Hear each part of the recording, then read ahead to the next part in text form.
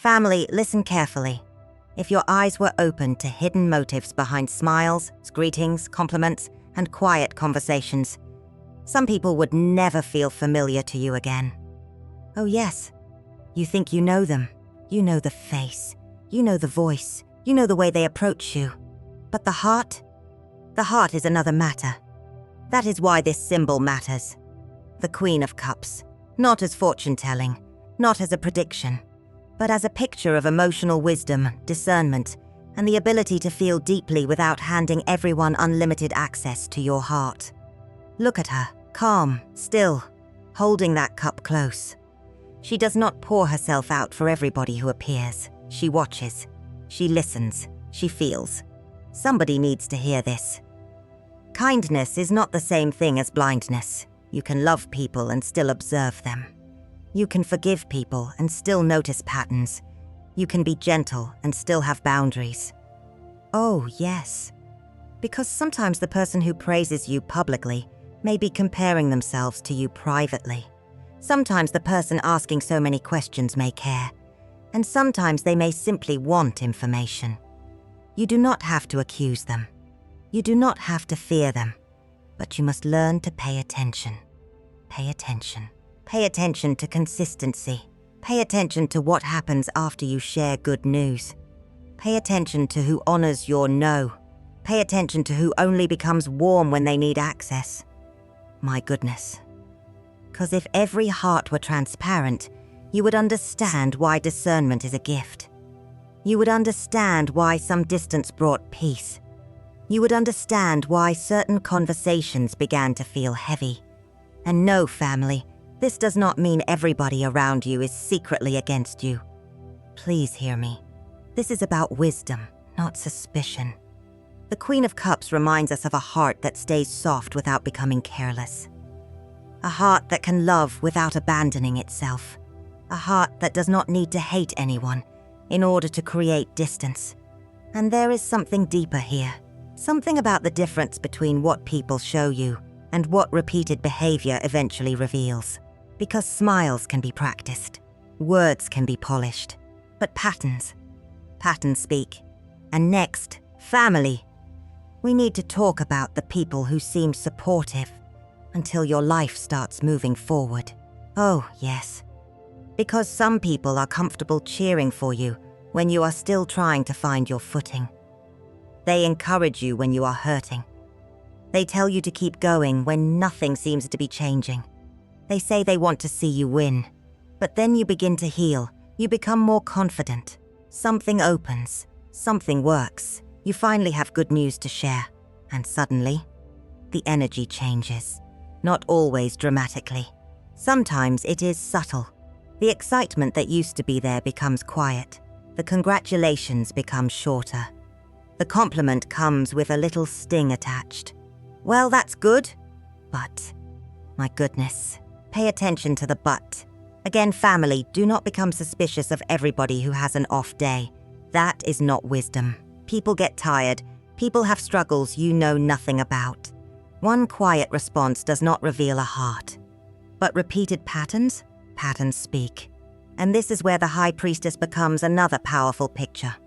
Not fortune-telling, not prophecy, a picture. Especially when she appears turned upside down like this. Because psychologically, that object can represent what happens when you keep questioning what you have already noticed. When your own observation gets drowned out by excuses. You noticed they stopped asking about your progress. You noticed every conversation somehow became a comparison. You noticed that when you were struggling, they had endless words for you. But when you started rising, silence, and sometimes hardship hides these things. Think about it. When you are down, there is nothing to compete with. When you are doubting yourself, someone else can feel secure beside you. When you constantly need encouragement, the relationship has a certain balance. But when you begin standing taller, when you stop asking permission, when you start believing that maybe you really can move forward, that balance changes. And sometimes progress reveals what struggle kept covered. Please hear me. That does not automatically mean jealousy. Do not put motives into somebody's heart that you cannot prove. Observe. Listen. Give things time. Because genuine love can survive your growth. Healthy friendship can survive your success. Real support does not require you to stay wounded so somebody else can remain comfortable. Oh, yes. And there is an even harder truth coming.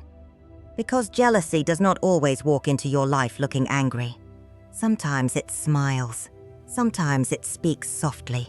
Sometimes it tells you it is only trying to protect you. Sometimes jealousy does not look like hatred at all. Sometimes it disguises itself as concern. And concern can sound so reasonable. Are you sure? Do you really think that is wise? Don't get ahead of yourself. I just don't want you to be disappointed. Family, listen. Those words are not automatically wrong. Sometimes love really does warn you. Sometimes somebody sees a danger you missed. Sometimes wise counsel protects you from moving too quickly. But there is a difference between advice that makes you wiser and advice that makes you afraid to move. There is a difference. And this is where the Ace of Pentacles becomes such a powerful picture.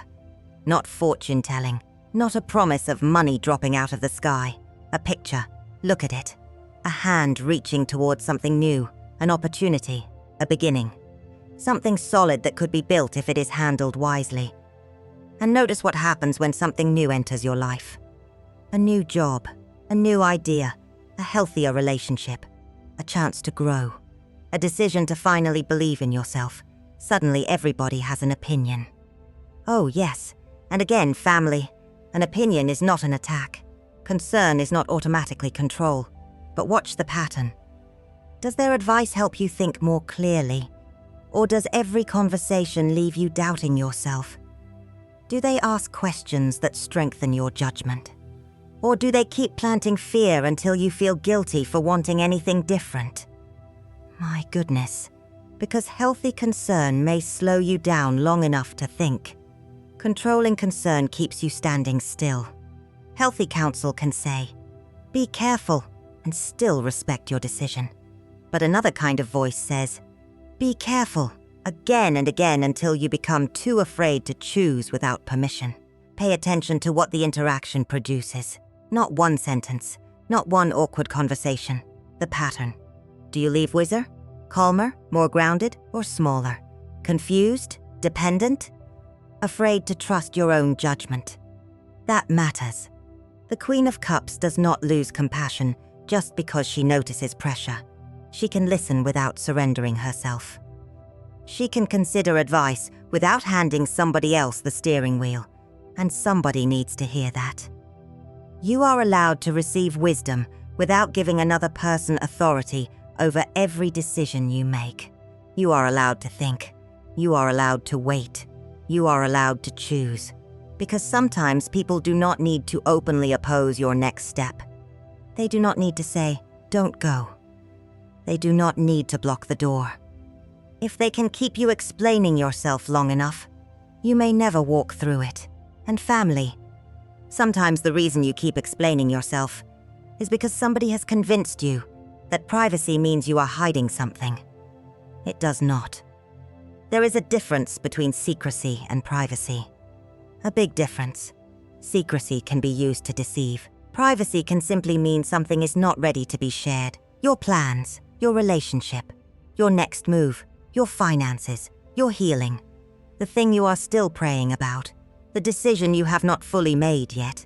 Not everybody needs early access. Oh yes. Because sometimes you can feel peaceful about something until you explain it to the wrong person 5 different times. Then suddenly, you are confused. You start defending what never needed a defense. You start answering questions you were never obligated to answer. And eventually, you cannot even hear your own thoughts anymore. My goodness. And this is where the Empress turned upside down like this becomes an interesting picture. Not fortune-telling, not a prediction. A picture of what can happen when nurturing becomes overgiving, when care becomes exhaustion, when being available to everybody leaves nothing protected inside of you. Because some people have such generous hearts that they feel guilty saying, "I'm keeping that private for now."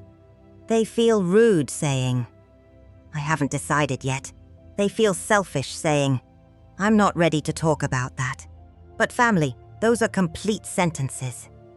You do not owe everybody a window into everything growing inside your life. Think about a seed. You do not dig it up every morning to prove to everybody that it is growing. Some things need quiet. Some things need time. Some things need protection before they are strong enough to be exposed. And trustworthy people understand that. They may ask. There is nothing wrong with asking. But when you say, "I'm still thinking about it," they do not punish you. When you say, "I'd rather keep that private," they do not become offended as though access to you belongs to them. That is the difference. The Queen of Cups holds her cup close for a reason. Not because the cup is empty. Not because her heart is cold. Because what is precious does not have to be poured everywhere. Please hear me. You can be loving without being completely accessible.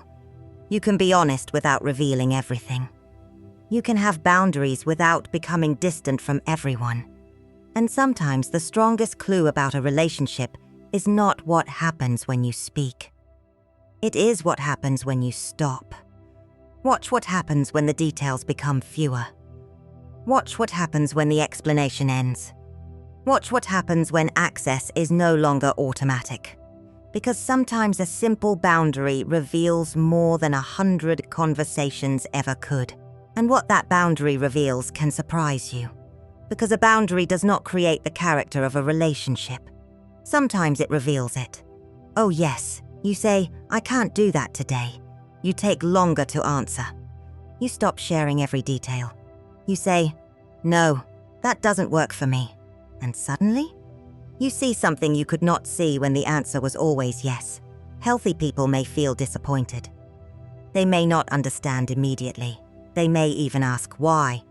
But they can still respect you. They do not have to punish you because you made a choice they did not prefer. That matters. But watch what happens when somebody believes access to you is something they are owed. The guilt begins. You've changed. You used to make time for me. I guess you're too busy now. Or maybe they become cold. Maybe affection disappears. Maybe they start making little jokes about your boundary. Maybe they tell somebody else their version of what happened. My goodness. And family. One emotional reaction does not reveal an entire heart. People can be hurt. People can misunderstand. People can react badly and later recognize it. Again, patterns speak, and this is where the Page of Cups, turned upside down, becomes an interesting picture. Not fortune-telling, not a prediction.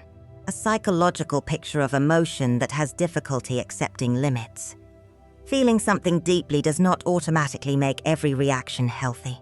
Sometimes disappointment becomes guilt. Sometimes hurt becomes pressure.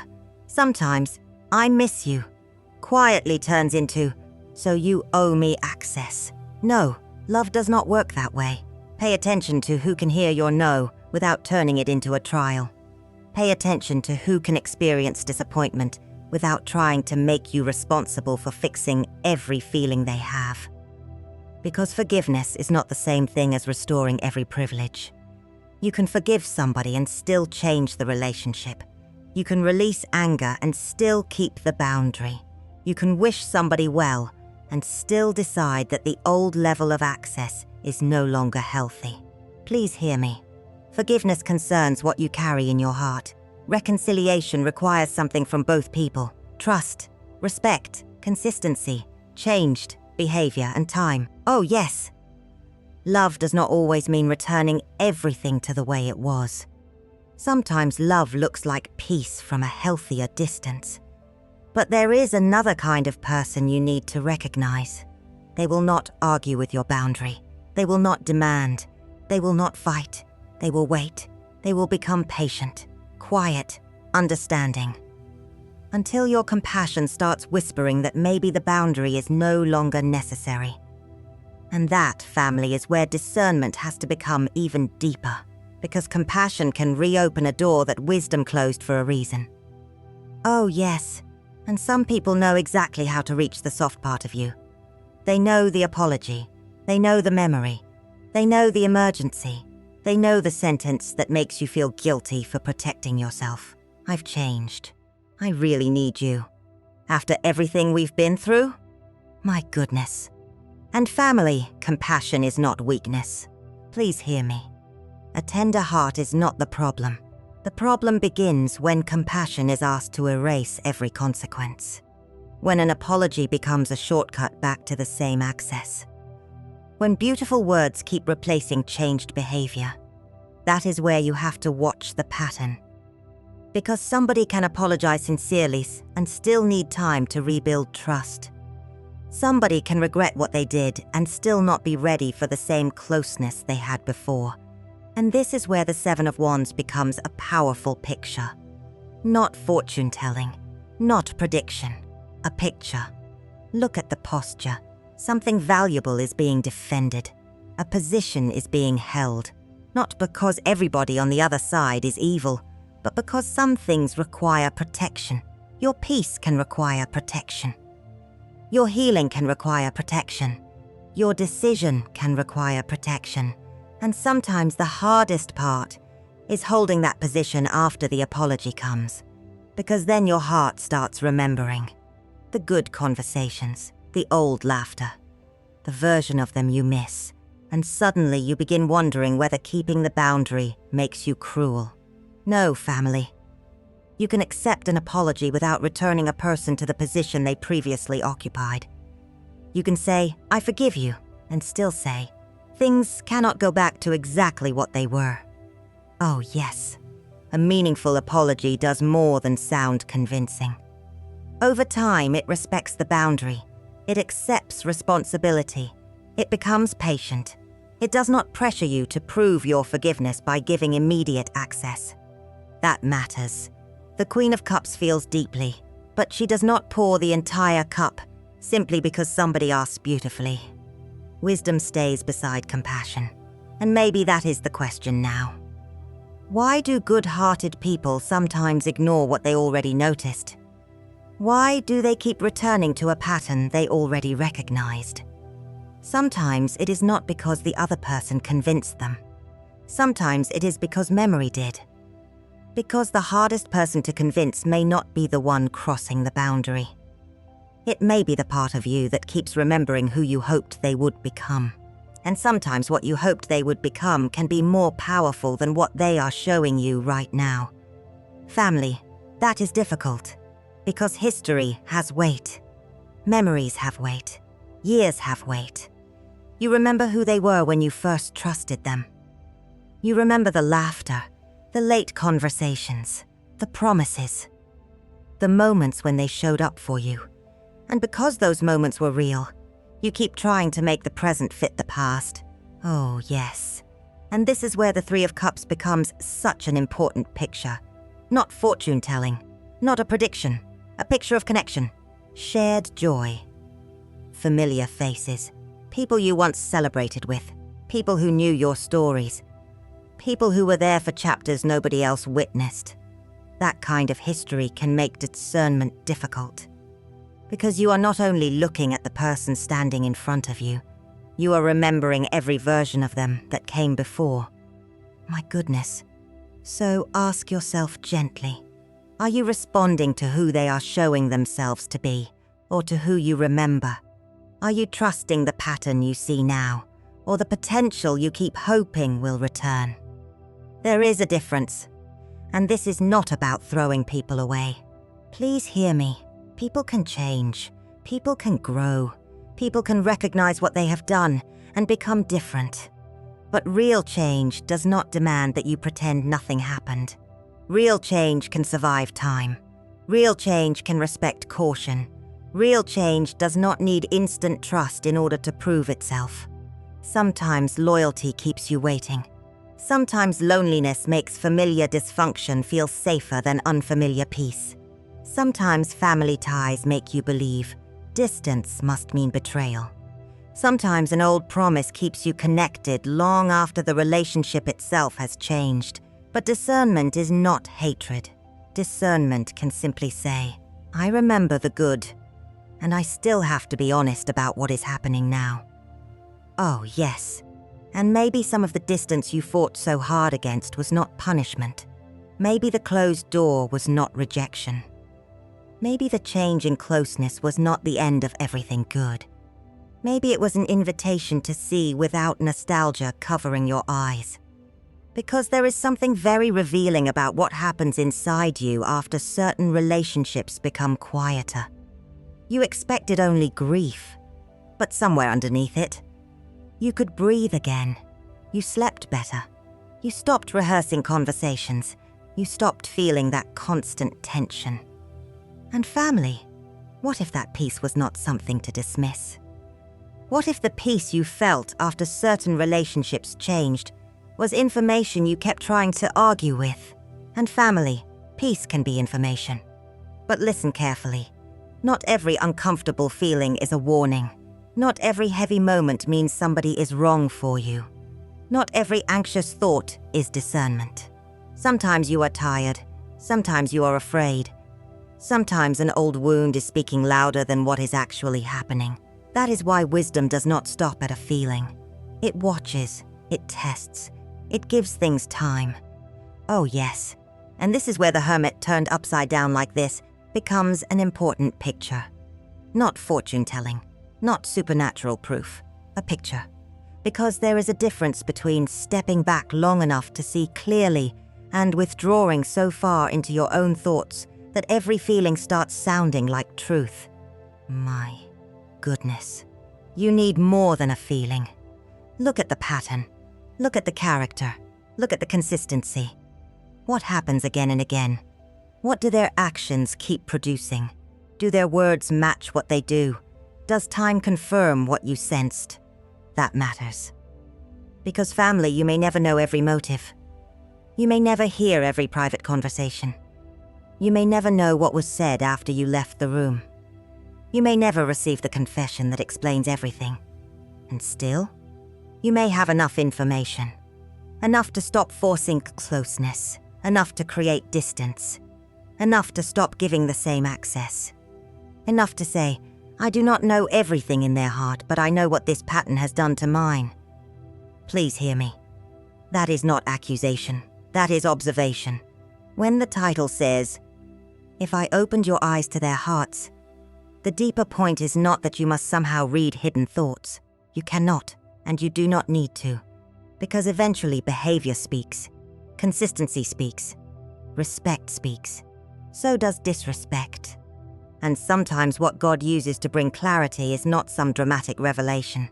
Sometimes it is simply time exposing what words kept covering. Oh yes, but there is another side to discernment. A beautiful side. Because wisdom is not only learning who needs distance, it is learning who has earned closeness, who stayed consistent, who celebrated without competing, who respected the boundary without making you pay for it, who kept your confidence, who showed up when there was nothing to gain. Family, discernment is not just about recognizing who may need to leave. Sometimes the deeper gift is finally recognizing the people who have quietly proven they are safe enough to remain. And family, that matters. Because safe people do not always make the loudest entrance. They are not always the ones making the biggest promises. Sometimes they are simply consistent. Quietly consistent. They celebrate your good news without turning it into a comparison. They can correct you without humiliating you. They can ask questions without making you feel interrogated. They can hear no without making you pay for it later. Oh yes, and this is where the Knight of Wands, turned upside down like this, becomes an interesting picture. Not fortune-telling, not a prediction. A picture of what happens when intensity is mistaken for reliability. Because somebody can come into your life with energy. Big words, big promises, big emotion, and still be inconsistent. They are close today, gone tomorrow, excited when it suits them. Unmatchable when it does not. My goodness, but trustworthy love does not need constant fireworks. It shows up, it remembers, it keeps your confidence. It remains respectful when there is nothing to gain. It does not require you to become smaller so the relationship can feel secure. Please hear me. Safe people can handle your growth. They can watch you become stronger without acting threatened by your strength. They can see you succeed without needing to remind you of who you used to be. They can disagree with you and still honor you. That is different. False closeness needs access. Safe closeness respects privacy. False closeness needs control. Safe closeness allows choice. False closeness becomes warm when it wants something. Safe closeness remains steady even when you have nothing to offer. Oh, yes. And discernment should not make you suspicious of everybody. That was never the goal. The goal is to recognize genuine love more clearly. To know the difference between somebody who merely enjoys your presence and somebody who respects your personhood. The Queen of Cups was never sitting there trying to empty the room. She was protecting the cup. There is a difference. The goal is not a guarded heart that trusts nobody. The goal is a wise heart that knows where it is safe to open. A tender heart with boundaries. A loving heart with eyes open. A peaceful heart that no longer confuses intensity with intimacy. And family, there is one final lesson here. The deepest one. Because after all this talk about their motives, their patterns, their reactions, and their access, the final lesson is not really about them. It is about you. It is about who you become when you stop giving every voice equal authority over your heart. Because once every voice stops carrying the same weight, something changes. You become quieter inside. Not empty, not disconnected. Clearer. Oh yes, you stop treating every opinion like instruction. Every question like an obligation. Every disappointment like proof that you did something wrong. And this is where the Eight of Wands, turned upside down like this, becomes a fitting final picture. Not fortune-telling, not a prediction, a picture. Because sometimes there are too many voices coming at you at once. Too many opinions, too many messages, too many people telling you what you should do, who you should trust, how quickly you should respond, and how much access you should give. And eventually, you have to slow it down. You have to become still enough to hear what the pattern has already been saying. Family, you do not need supernatural access to somebody's hidden thoughts to make a wise decision. You do not need to know everything they said. You do not need every motive exposed. You do not need a confession. Sometimes what has already been consistently revealed is enough. Enough to pay attention. Enough to change the access. Enough to protect your peace. Enough to stop forcing a relationship to be what repeated behavior has shown you it is not. Please hear me. If every heart were completely visible, yes, some relationships might look different. Some smiles might feel different. Some greetings might mean something different. But wisdom does not require you to become afraid of everybody. It does not require hatred. It does not require accusation. It requires eyes open, a soft heart, and boundaries. Look again at the Queen of Cups, still holding the cup, still capable of love, still capable of compassion, but not careless with what she carries. That is the lesson. You can love them and still create distance. You can forgive them and still remember the pattern. You can wish them well and still say no. You can pray for them and still protect your peace. You can release bitterness without reopening every door. Oh yes, because discernment does not have to destroy love. Sometimes discernment protects love from becoming resentment. It keeps compassion from becoming exhaustion. It keeps kindness from becoming self-abandonment. And family. Maybe that is where your strength is now. Not in discovering every hidden heart, but in finally trusting what consistent behavior has already shown you. Stay soft, stay wise, pay attention. Let time speak. Let patterns speak. And when peace requires a boundary, you do not have to hate anyone to honor it. That is discernment. The protection of peace without the destruction of love.